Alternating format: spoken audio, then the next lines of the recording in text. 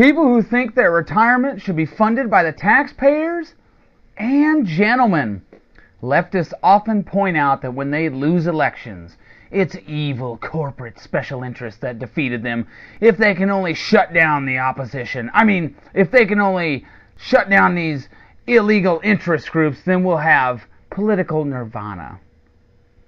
What liberals don't mention is the FEC versus Citizens United decision applied to unions and allowed them to shill for Democrats, and they conveniently ignore several facts. What if Exxon-Mobil donated $171.5 million to various PACs supporting Republicans? The antique media would be up in arms. That didn't happen. Here's the real story. The same Democrats who railed against the Supreme Court's Citizens United decision, which struck down parts of the McCain-Feingold campaign finance legislation that limited how much unions and corporations could spend on political campaigns, are the ones receiving the greatest benefit.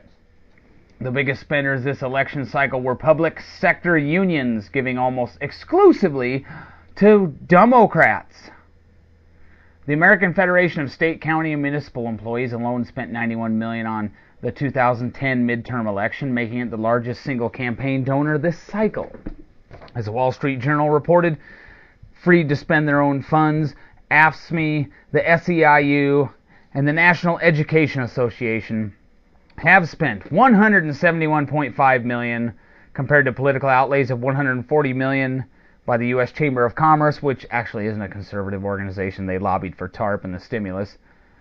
$140 million combined by the U.S. Chamber of Commerce, American Crossroads by the idiot Karl Rove, and Crossroads GOP.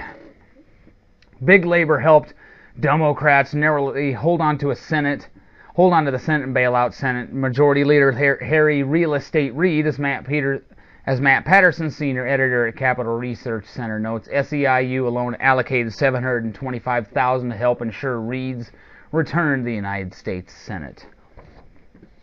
In a first-of-its-kind comprehensive analysis, and again I'll have all the links underneath the video right there. In a first-of-its-kind comprehensive analysis of the 2007-2008 state and national election cycle spending, the NEA ranked number 1 on state and federal campaign, political party, and ballot measure spending, shelling out $56.3 million, or $12.5 million more than the second-place group. If you add the $12 million spent by the American Federation of Teachers and the $3.4 million spent on NEA-FTA joint campaigns, the two unions doled out a whopping $71.7 million in the 2007-2008 election cycle. Teachers and support staff often have no choice about whether to pay the dues that fund all their unions' political advocacy. Whether they, so if they're a Republican, they don't have a choice. They'll spend their money as they see fit. Currently, employees in 28 states risk losing their jobs if they refuse to join a union. Some workers are forced to pay dues even if they don't join. That's fair.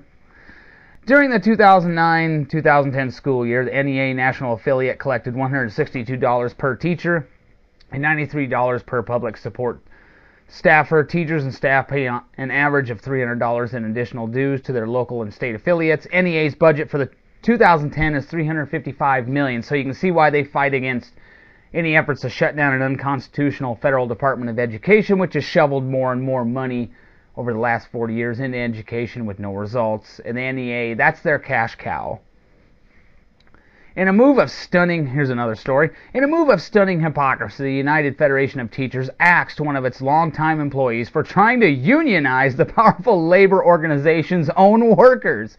It was charged yesterday, this was some time ago though. Jim Callahan, a veteran writer for the Teachers Union, told the Post he was booted from his $100,000 a year job just 2 months after he informed UFT President Michael Mulgrew that he was trying to unionize some of his co-workers. I told him I want to have the same rights that teachers have, said Callahan, 63, of Staten Island.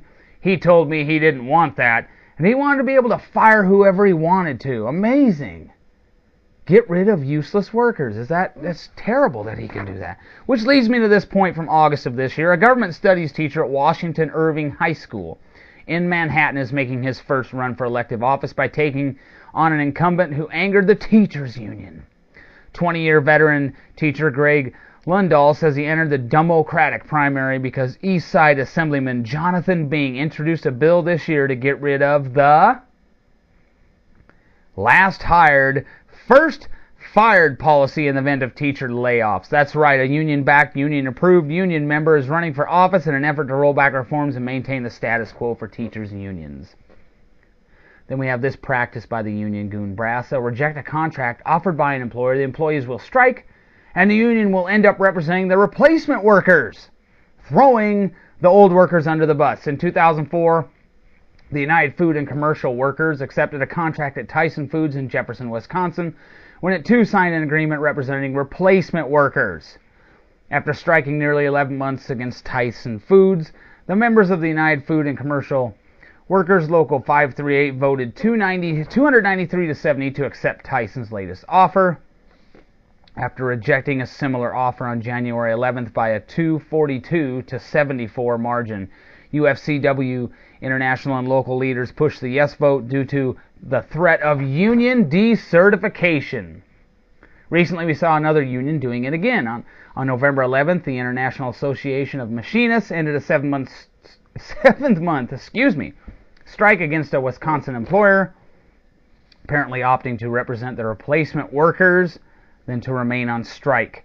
A 7.5-month strike has ended at a factory in Merrill, but according to the union president, the strikers won't go back to work right away. Norma Schroeder says the Merrill Manufacturing Corporation will keep the replacement maintenance workers it hired, and the union members who walked out in late March will be put on a recall list as the replacements leave.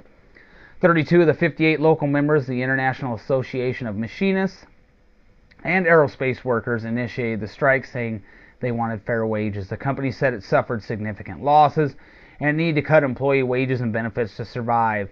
In July, the union sought federal mediation. It was provided, and it helped reach a settlement. If there were such a thing as malpractice for union bosses, America's union members should have ample grounds for class action. So they went ahead and threw the old workers under the bus so they could represent the new ones rather than lose the union altogether.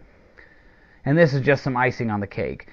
During a media conference call back in August, Education Secretary Arne Duncan made this outlandish claim: the vast majority of districts around the country have literally been cutting for 5, 6, 7 years in a row. Vast majority?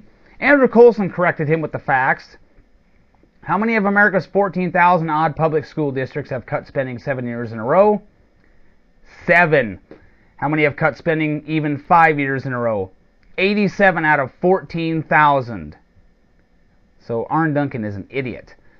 A K-12 public education costs 4 times as much today as it did in 1970, adjusting for inflation. $150,000 versus the $38,000 it cost 4 decades ago in constant $2009. So there you have it, folks.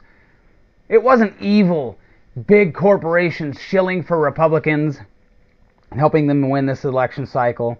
The big donors are the teachers' unions, and whether they're Republican or independent, their union dues get used for partisan political purposes. The teachers' unions exist just to keep the money flowing. They don't care about the kids. So the next time you hear a Democrat talk about evil corporatists supporting Republican candidates and Citizens United rolling back those restrictions, just remember, unions, they're playing on a level playing field there. So or check the links out underneath, and you can correct them with the facts.